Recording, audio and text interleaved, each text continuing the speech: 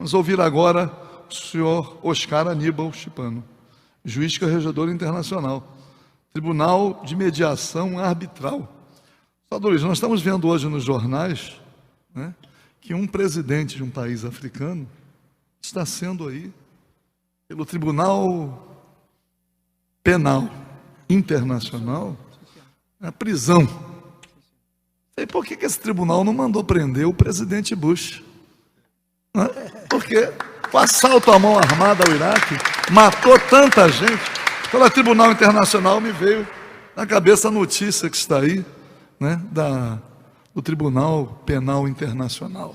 Quer dizer, morreram tantas pessoas no Iraque naquele assalto à mão armada, né? Morreram tantos soldados americanos também, vão lá morrendo, e o tribunal está lá, Tribunal Penal Internacional, crime contra a humanidade, claro, reconheceu que se baseou em informações falsas, declarou isto claramente para o mundo todo.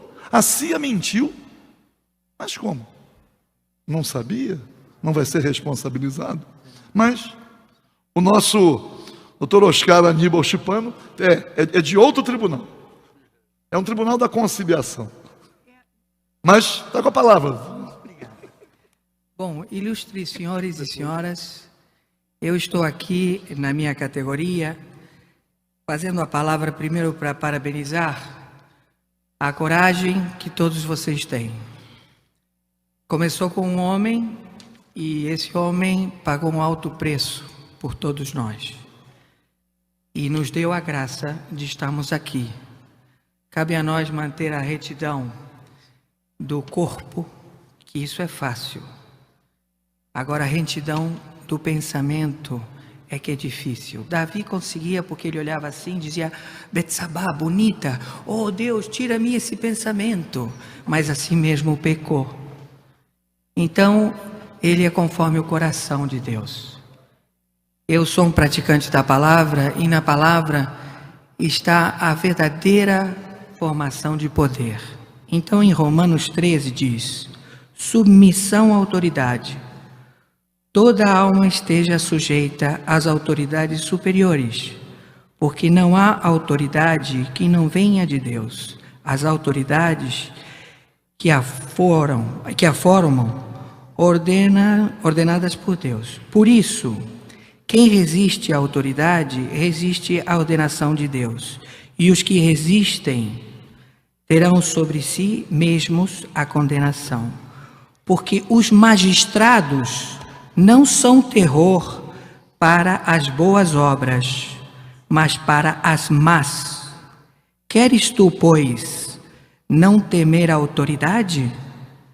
Faze o bem e terás louvor dela, porque ela é ministro de Deus para teu bem. Mas se fizeres o mal, teme, pois não traz de balde a espada. Porque o ministro de Deus é vingador para castigar o que faz o mal.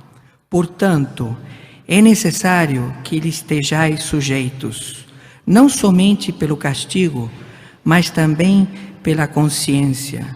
Por essa razão também pagais tributos, porque são ministros de Deus, atendendo sempre a isto mesmo.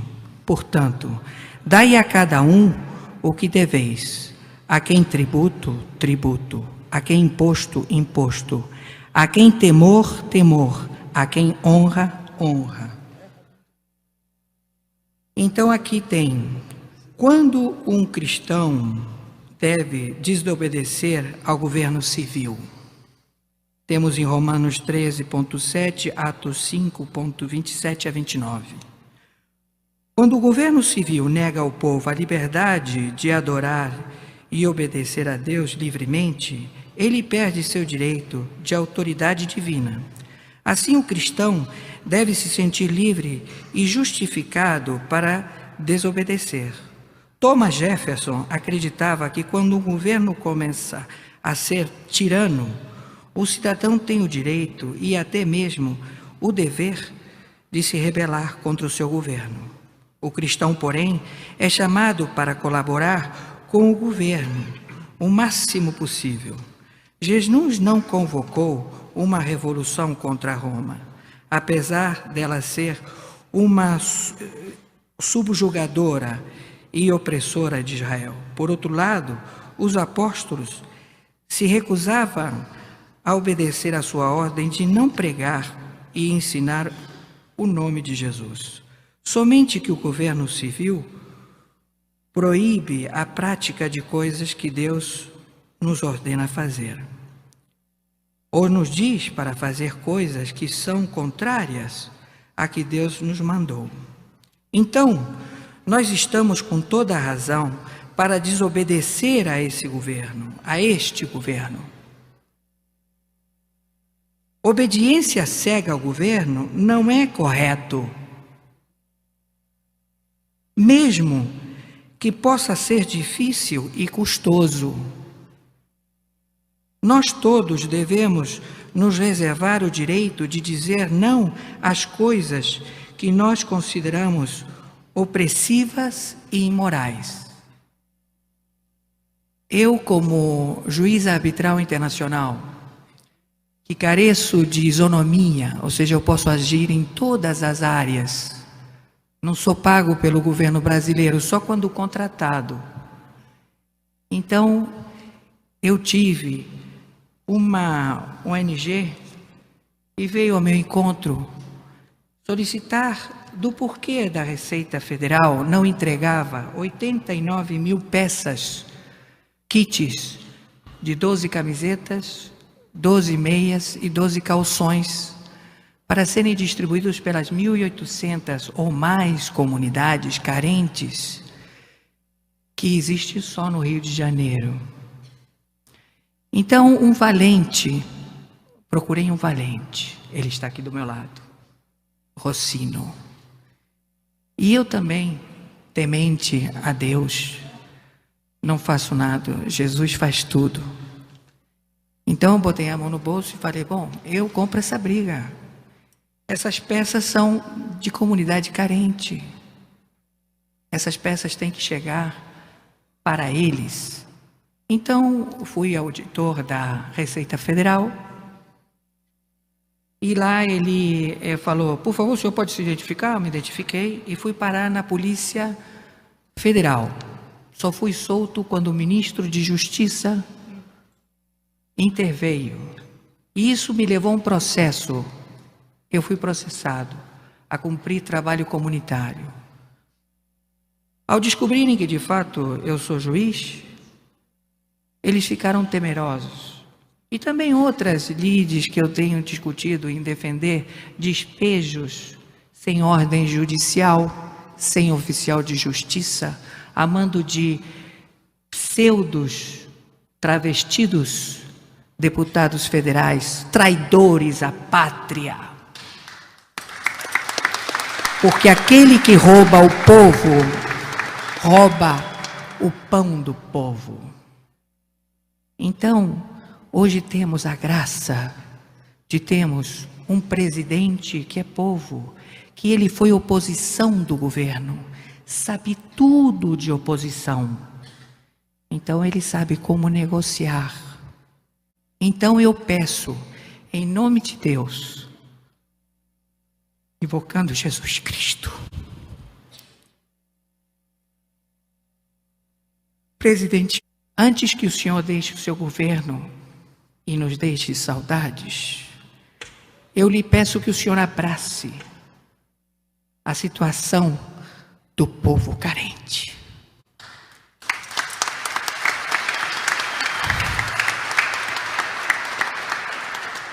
Eu lhe peço, como o deputado Paulo Ramos, perseguido, ameaçado, muitas vezes vilipendiado, mas nunca perdeu a coragem.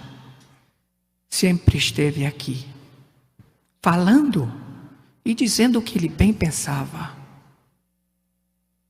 Nós precisamos de pessoas como vocês, que vocês têm os direitos humanos, como eu também tenho, mas só que recebemos esse direito porque ele surgiu na guerra. Então era dado aos prisioneiros. Então nós só temos esse direito quando botarmos as nossas digitais na VEP.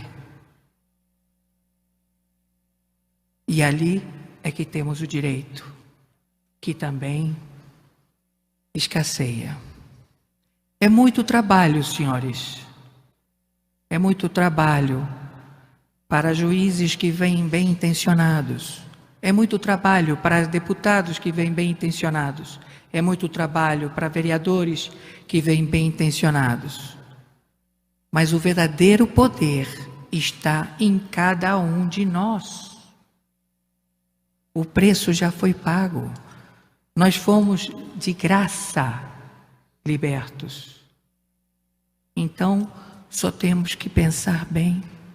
Não fazer coluios com pessoas que dizem: você faz isso e eu faço isso para você. Não faça barganha. Ouça.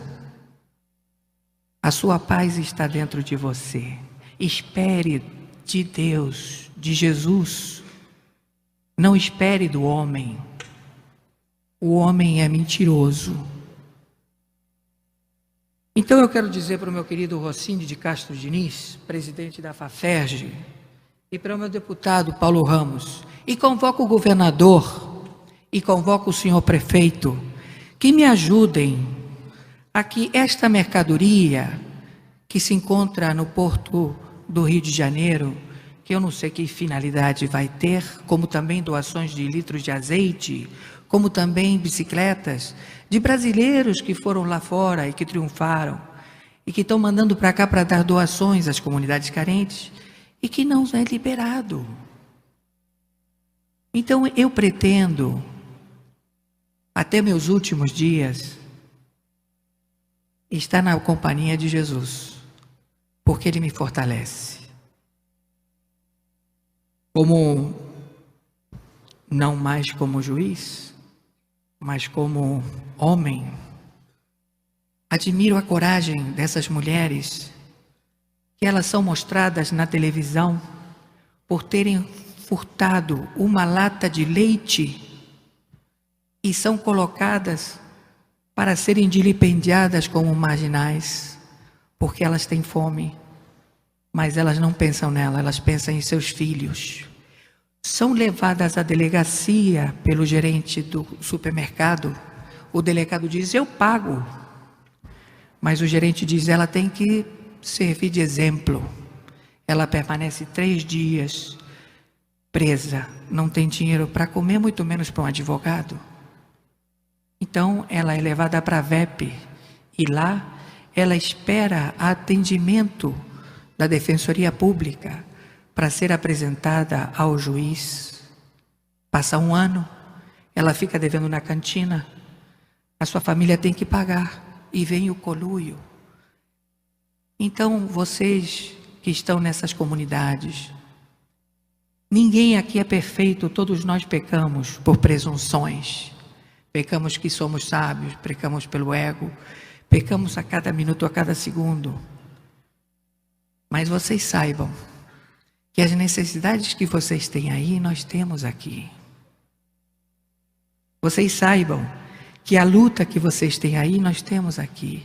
E é difícil, muito difícil.